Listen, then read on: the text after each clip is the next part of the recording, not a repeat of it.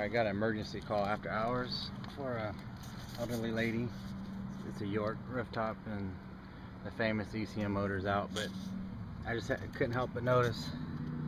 I don't know if you can see it. I don't know how they haven't got a water leak, but there's a crack and a flashing all the way up. And then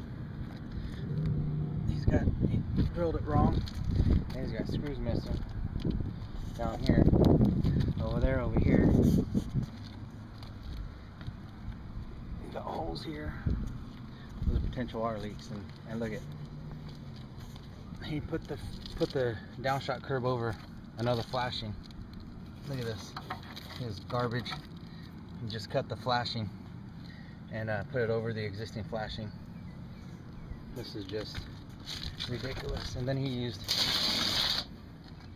180 duct sealant, the 181 paste, which is water based, to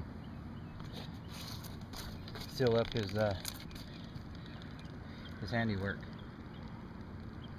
But I don't know how it hasn't leaked, but there's screw missing there too. The same character has been doing this all over town. Has lost his license, came back under another license because he just added another name to the license.